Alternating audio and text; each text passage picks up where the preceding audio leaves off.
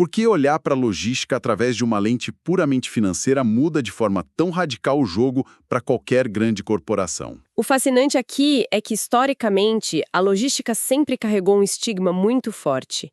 Ela era vista apenas como um centro de custo inevitável. Um mal necessário, basicamente. Perfeito, um mal necessário. Uma despesa operacional que a empresa precisava engolir para fazer o produto chegar à prateleira ou na porta do cliente. Mas, quando a gente aplica essa lente financeira que esses grandes autores sugerem, o cenário muda completamente. Dá um giro de 180 graus. Sim, a gente percebe que cada centavo economizado no planejamento de uma rota de transporte ou cada pequeno ajuste na arrumação de um pallet dentro do armazém tem um impacto direto, imediato e massivo na última linha do balanço contábil. Ou seja, lá no lucro final. Exatamente. Não se trata de uma simples caça às bruxas para gastar menos com frete. Sabe, trata-se de blindar a margem de lucro da companhia. E essa blindagem acontece em algumas frentes bem específicas. O primeiro grande ralo por onde o dinheiro costuma escapar, e de forma muito silenciosa, é no processo de auditoria de fretes e faturas. Faz todo sentido começar por onde a torneira pinga, né? E existe uma complexidade imensa em torno do conhecimento de transporte eletrônico, o famoso CTE. Nossa, nem me fale, o CTE é onde muita gente se perde. Pois é. A lógica de auditar isso parece óbvia se a gente pensar de longe. Garantir que os valores que a transportadora está cobrando na fatura batam perfeitamente centavo por centavo com as tabelas de fretes e os contratos assinados. Na teoria, é só cruzar dados. Na teoria, é lindo. Mas na prática existe uma verdadeira sopa de letrinhas tributárias no Brasil que transforma uma simples conferência de fatura num campo minado gigantesco, certo? Sem dúvida alguma, a complexidade tributária no transporte rodoviário exige que as equipes financeiras usem uma lupa durante essa auditoria. Eu costumo dizer que é um trabalho de detetive. Totalmente. Vamos pegar dois impostos principais que são, assim, os campeões absolutos em gerar confusão e, consequentemente, prejuízo. Primeiro, a gente tem o ICMS. Ele entra em cena quando falamos de cruzar fronteiras. Fronteiras entre cidades e estados, né? Isso. Se o caminhão carrega a mercadoria num município e entrega em outro, ou se sai de São Paulo e vai para Minas Gerais, a regra é clara, a tributação é via ICMS, que é um imposto estadual. Tá, até aí tudo bem. Agora, se a operação muda e a transportadora pega uma carga na zona sul da cidade e entrega lá na zona norte, rodando exclusivamente dentro dos limites daquele mesmo município, a regra vira completamente de cabeça para baixo. E aí entra o outro imposto. Exato. O imposto que incide passa a ser o ISS, que é de competência municipal. E aí que o erro acontece com frequência. Um analista lá, meio desatento, ou um sistema mal configurado, acaba aplicando a alíquota de um no cenário do outro. Exatamente isso. E pior do que isso, aplicar a alíquota errada, não é apenas ops, errei um número na planilha. É um erro que gera pagamentos indevidos, multas pesadíssimas e um passivo fiscal enorme para a empresa. Sangrando os cofres. Com certeza. E além da questão dos impostos, tem um detalhe operacional super crítico sobre pedágios que muita gente que está fora da área desconhece. Existe a lei do vale pedágio. Ah, sim, essa lei muda bastante a dinâmica. Muda tudo. A lei diz que não basta a transportadora pagar a praça de pedágio lá na rodovia e depois mandar a conta para o cliente. O embarcador, ou seja, a empresa dona da carga que contratou o frete, é obrigado a antecipar esse valor ao transportador. Então, no fim do mês, a auditoria precisa conferir se o valor exato que está sendo cobrado corresponde rigorosamente à rota que foi autorizada e cujo pedágio já foi antecipado. Perfeito. É a garantia de que o caminhoneiro não resolveu fazer um desvio imenso pela costa para fugir do trânsito, gastou a mais e tentou repassar esse custo não aprovado. Ou até cobrar em duplicidade. Isso, cobrar de novo um pedágio que já tinha sido pago por lei.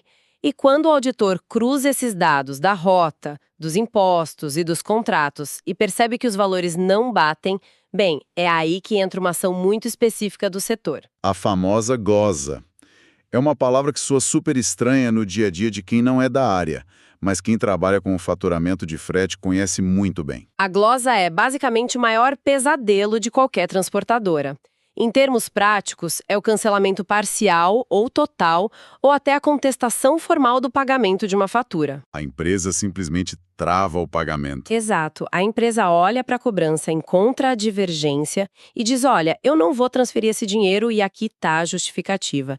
Isso pode acontecer por um erro matemático grotesco de cálculo ou por uma divergência na tabela contratada. Mas tem um motivo que é um clássico, né? O motivo mais clássico de todos, e talvez o mais frustrante para quem está operando, é a falta de comprovação de entrega. A ausência do famoso canhoto da nota fiscal. Aquele pedacinho de papel na base da nota que quem recebe assina e destaca, certo? Esse mesmo. Aquele papelzinho parece inofensivo, mas sem ele rabiscado, comprovando que a mercadoria chegou intacta ao destino final, o ciclo simplesmente não fecha. A empresa não tem como provar o serviço. Nenhuma garantia legal de que o serviço foi concluído.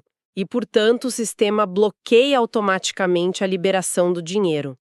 É um detalhe totalmente analógico que trava uma engrenagem financeira milionária. O que ilustra perfeitamente o nível de rigor dessa operação. E a gente não pode sair dessa parte de transportes sem mencionar as taxas de risco, especialmente duas siglas que costumam pesar bastante no bolso, ad valorem e GRS. Duas taxas que tiram o sono de muito gestor. O ad valorem é uma taxa desenhada para cobrir o risco geral da mercadoria enquanto ela está sob a responsabilidade do transportador. É um seguro, digamos assim. Certo. E o GRS? O GRS significa gerenciamento de risco.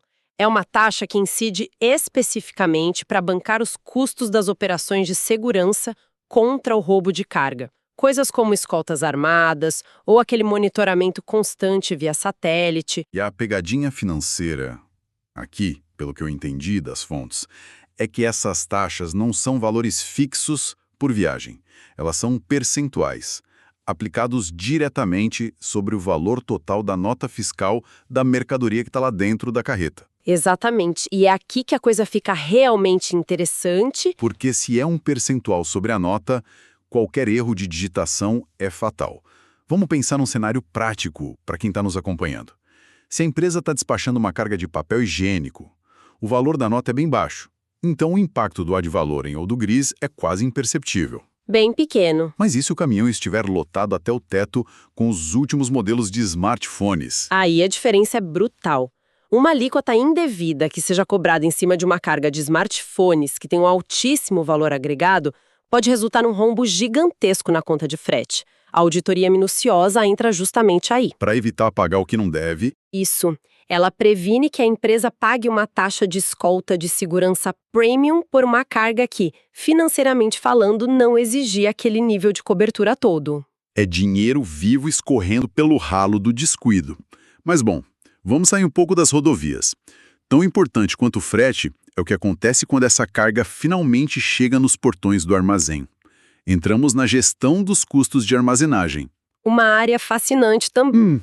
Existe uma mudança de perspectiva mental necessária aqui, que é parar de olhar para um armazém como só um grande galpão coberto e começar a ver aquilo como um tabuleiro de xadrez financeiro, onde cada pequeno quadrado tem um preço, que é o conceito de custo por posição palete. A analogia do tabuleiro é muito precisa. O cálculo da posição palete é impecável e não perdoa ineficiências operacionais. A conta exige que a gente pegue absolutamente todo o custo gerado por aquele armazém. Custos fixos e variáveis, imagino? Todos eles. Isso inclui os fixos, como o aluguel milionário daquele galpão imenso, o IPTU, a segurança patrimonial da portaria, e soma-se isso aos custos variáveis. Que seriam energia, essas coisas. Isso. Desde coisas óbvias, como a conta de energia elétrica e a manutenção das empilhadeiras, até aqueles insumos que parecem irrelevantes no dia a dia da operação. Tipo o quê? Tipo os rolos de filme stretch, que o pessoal usa para embalar as mercadorias, as fitas adesivas e até os estrados de madeira que quebram com o tempo. A gente pega essa montanha enorme de dinheiro e divide pela quantidade exata de espaços ou posições disponíveis para encaixar um pallet lá dentro. Entendi. O resultado é o custo para manter um único pallet estacionado ali por um mês. Exato. Ou seja, se o corredor do armazém for desenhado largo demais, cabem menos pallets no total e o custo de cada posição que sobrou acaba explodindo.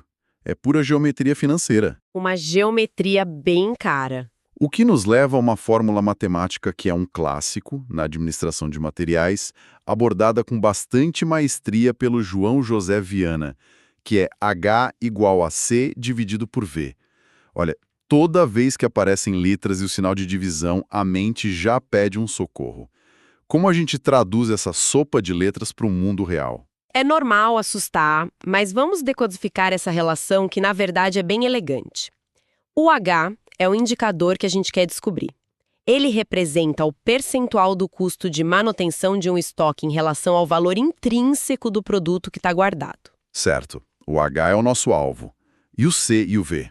O C é todo esse custo de armazenagem que a gente acabou de calcular com os paletes. E o V é o valor financeiro do item em si.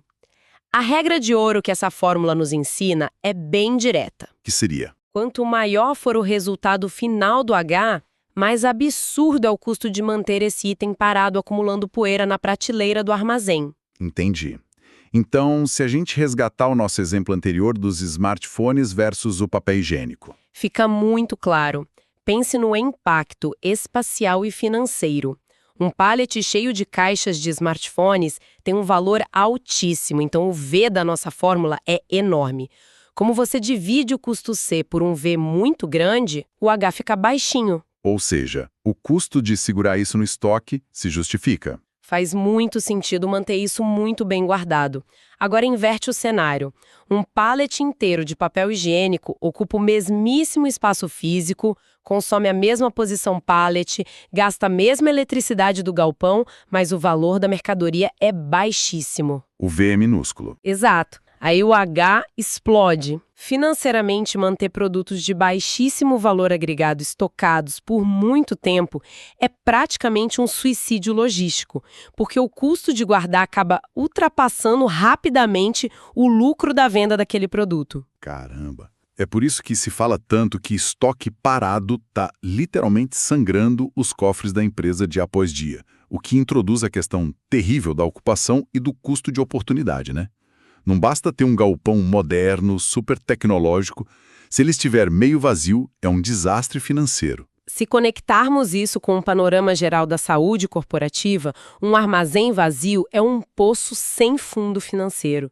Os custos fixos, como o aluguel e o IPTU, vão bater na porta todo santo final de mês. Não importa se o galpão tem 10 mil paletes ou se tem apenas 10. A conta chega igual. Chega implacável.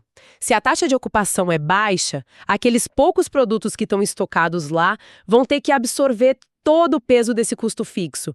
A margem de lucro desses itens é pulverizada antes mesmo deles saírem para entrega no caminhão. Sobra nada. Mas há um conceito ainda mais profundo aqui que não podemos ignorar: o custo de oportunidade. Que é basicamente você olhar para uma montanha de caixas no armazém e ver uma montanha de dinheiro congelado. Perfeitamente.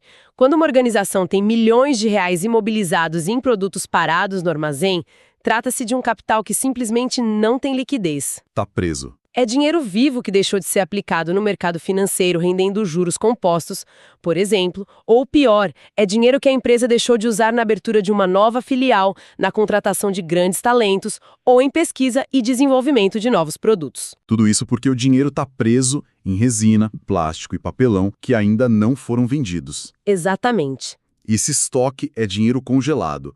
Nós precisamos falar sobre como descongelar isso e fazer a água rodar.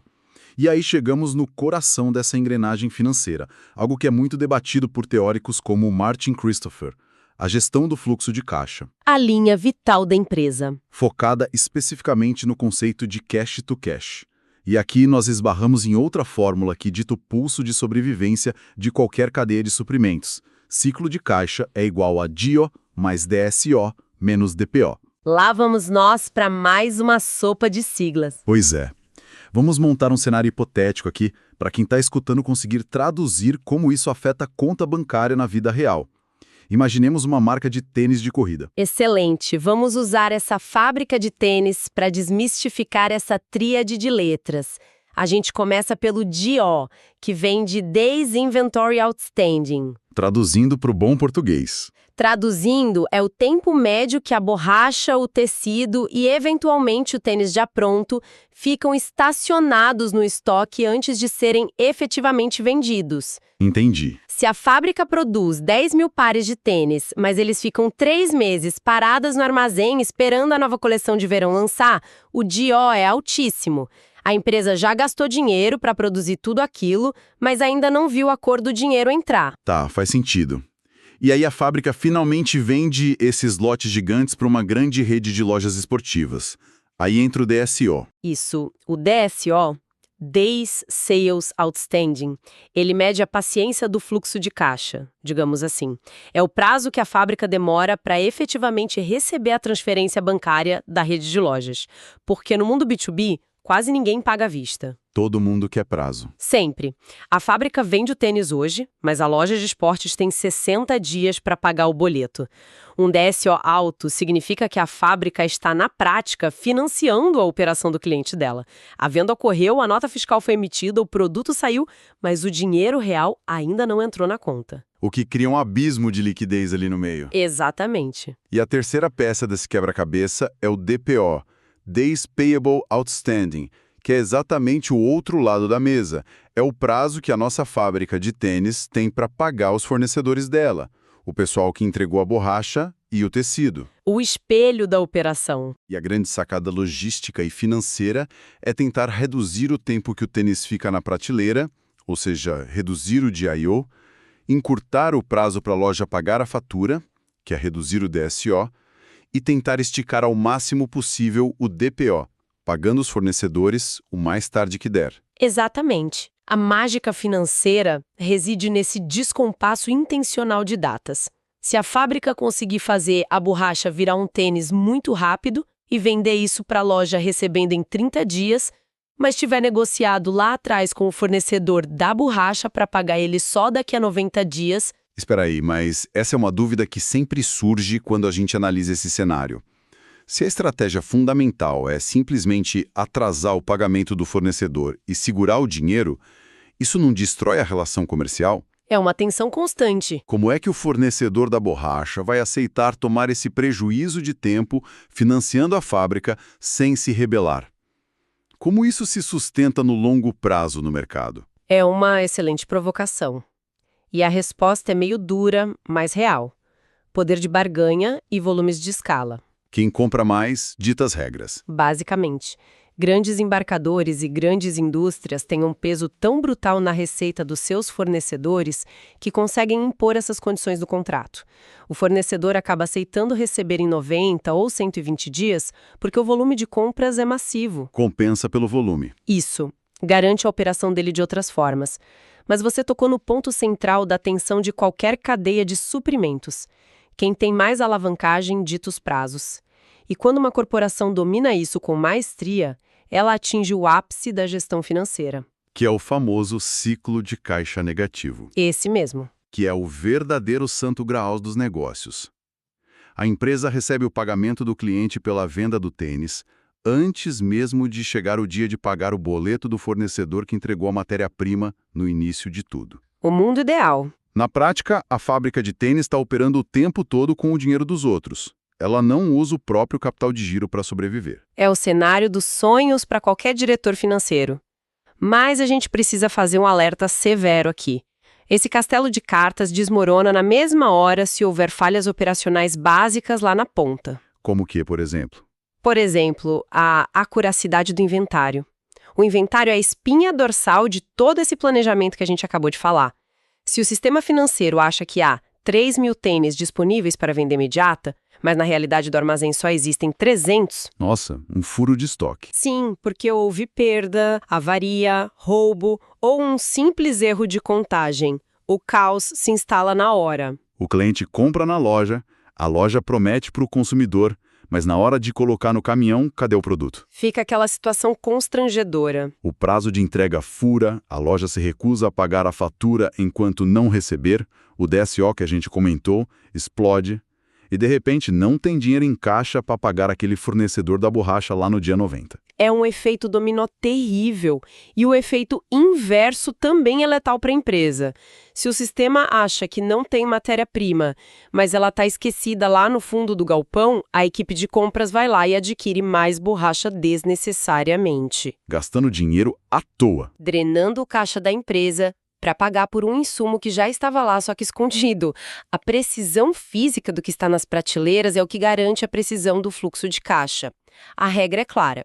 Se o estoque é uma bagunça, o financeiro será uma bagunça proporcional. Então, o que tudo isso significa no fim do dia para quem está nos acompanhando? Significa que uma operação que lida com margens de lucro tão apertadas, com tantos prazos diferentes se cruzando ao mesmo tempo e impostos complexos em cada esquina, não sobrevive um mês sequer sem um planejamento impecável. Impossível sobreviver sem planejar. O que nos traz à última fronteira da nossa análise de hoje: o planejamento orçamentário. A famosa batalha corporativa entre budget e forecast. Tem muita confusão no mercado sobre como tratar esses dois termos, não tem? Muita confusão. E é vital entender a diferença, porque pentar a logística de hoje, que é super dinâmica, com ferramentas rígidas do passado, é a receita pronta para falência. Como a gente separa os dois? O budget, ou orçamento tradicional, é estático. É aquele plano rígido construído lá no final do ano anterior, numa sala de reunião, tentando adivinhar como serão os próximos 12 meses. Ele diz, olha, nossa meta de gasto com frete em julho será de X milhões. Uma promessa. Isso. Já o forecast é a previsão dinâmica, é um ajuste contínuo e pragmático da rota. Ele é baseado no que realmente aconteceu nos últimos meses e vai projetando o futuro próximo com os dados reais de hoje. Baseado na realidade, não na esperança do ano passado, né? Faz todo sentido, porque o mundo real adora destruir planilhas de Excel perfeitamente calculadas. Inevitavelmente, e o exemplo mais claro disso na nossa logística rodoviária brasileira é a flutuação do preço do combustível. Se há uma crise no fornecimento de petróleo global e o preço do diesel dispara repentinamente nas bombas na semana que vem, aquele budget estático que o diretor aprovou com festa lá em dezembro vira papel picado. Não serve para mais nada. Para nada. A equipe financeira precisa rodar um novo forecast na mesma hora e isso desencadeia uma série de ações de emergência. Correria total. A empresa vai ter que sentar com as transportadoras, renegociar duramente as tabelas de frete, talvez mudar rotas estratégicas, tentar consolidar mais cargas no mesmo caminhão. Tudo isso numa corrida frenética contra o relógio para tentar proteger a margem de lucro que estava prometida para os acionistas. E a pancada não vem apenas das bombas de diesel, né? Quando a gente olha para a logística internacional, para o comércio exterior, o calcanhar de Aquiles do orçamento atende pelo nome de variação cambial. Nossa, o fator câmbio é implacável. Praticamente todo frete marítimo, contratação de contêineres e frete aéreo internacional é cotado e negociado em dólar ou em euro. Sem contar uma série de taxas portuárias. É tudo dolarizado. Tudo. E aí, se ocorre uma desvalorização súbita do real frente ao dólar por causa de alguma instabilidade geopolítica lá fora, ou até aqui dentro, os custos de transporte internacional da empresa na nossa moeda local explodem de um dia para o outro. E o planejamento vai por água abaixo. Um planejamento de importação que parecia extremamente lucrativo em janeiro pode muito bem se transformar num prejuízo massivo em março. Tudo dependendo inteiramente do humor do mercado financeiro global. Então, se o orçamento estático furou, seja pelo preço do diesel disparando ou pelo dólar enlouquecendo, os executivos precisam sentar no final do mês e entender o tamanho do estrago. E aí entra a ferramenta da análise de desvio de budget, a chamada Variance Analysis. É o momento de procurar culpados na equipe. Boa pergunta. O que mais chama atenção na Variance Analysis é que, se ela for bem utilizada por uma gestão madura, ela não é uma ferramenta de apontar dedos para as pessoas. É uma ferramenta de diagnóstico profundo. Diagnóstico de processo. Exato. Ela pega o que foi prometido no budget lá atrás e compara, linha por linha, de forma bem fria, com o que foi efetivamente gasto e registrado pela contabilidade hoje. A pergunta central que ela faz é: por que gastamos mais do que devíamos? E quais costumam ser as respostas? O desvio pode ter ocorrido por pura ineficiência operacional interna nossa. Por exemplo, caminhões saindo com o baú batendo lata carregados só pela metade. Ou o excesso de horas extras pagas no armazém porque o processo de separação é lento e desorganizado. Ou até aquelas glosas não resolvidas que a gente comentou. Culpa de dentro de casa. Isso. Ou, do outro lado da moeda, o buraco financeiro foi resultado de um caos externo totalmente incontrolável pela equipe, como essa crise do dólar ou do petróleo que mencionamos. Essa análise criteriosa é o que transforma números frios do final do mês em lições aprendidas de verdade. Forçando todo mundo a melhorar. Sim, forçando os líderes a corrigir as falhas nos processos internos e a criar defesas logísticas e financeiras muito mais robustas contra esses choques externos. Fantástico. Para amarrar tudo isso que discutimos, a jornada de hoje, para quem nos acompanhou, mostra claramente que os galpões, as empilhadeiras para lá e para cá, e os caminhões nas estradas são apenas a manifestação física de um gigantesco e ininterrupto fluxo financeiro. Exatamente isso. A logística não aceita romantismo. Cada espaço que fica vazio num pallet no armazém, cada carimbo que falta no canhoto da nota fiscal, cada dia a mais que um tênis acumula poeira numa prateleira esperando para ser vendido, tudo, absolutamente tudo, se traduz em dinheiro sendo queimado ou sendo protegido. Isso levanta uma questão importante, sabe? Uma reflexão que eu acho legal deixar para o final, que vai um pouco além dos conceitos que analisamos hoje dos autores, mas que é fundamental para quem escuta a gente e pensa estrategicamente o mercado. Manda ver. Nós vimos agora há pouco que o grande troféu de uma gestão brilhante é alcançar aquele famoso ciclo de caixa negativo. Onde você financia a operação com o dinheiro dos outros. Isso. A empresa pressiona o cliente para receber o pagamento muito rápido, esmaga o fornecedor na negociação para pagar ele o mais tarde possível e opera sempre com o dinheiro de terceiros. A estratégia perfeita, né? Na teoria e para a empresa, sim. Mas pensem na macroeconomia dessa cadeia toda. O que acontece quando absolutamente todas as empresas de todos os elos da cadeia de suprimentos implementam exatamente essa mesma estratégia ao mesmo tempo no mercado? Nossa, vira um cabo de guerra. Exato. Se o fornecedor da borracha também se recusa a pagar o agricultor rápido e o agricultor se recusa a pagar o fornecedor da semente. Se todo mundo tenta segurar o dinheiro no próprio cofre a todo custo e ninguém quer ser o primeiro a soltar o capital para pagar a conta, fica insustentável. A pergunta que fica é: será que essa imensa força de tração cruzada onde todo mundo puxa a corda para o seu lado não é justamente o que pode causar um colapso financeiro de toda a engrenagem produtiva no longo prazo? Uma provocação realmente fascinante. O sucesso isolado de um único participante pode ser a semente do fracasso coletivo se todo mundo resolver puxar a corda com a mesma intensidade. E é com esse paradoxo instigante na cabeça que nós encerramos a nossa análise aprofundada de hoje. Foi um papo excelente. Da próxima vez que todos nós virmos uma frota de caminhões cruzando a rodovia de madrugada, ou quando o carteiro entregar uma simples encomenda na porta de casa, vale a pena lembrar da complexa valsa de impostos, fluxo de caixa e negociações silenciosas que, no fundo, faz o mundo girar. Muito obrigado a todos que acompanharam essa nossa investigação pelos bastidores dos negócios. Até a próxima.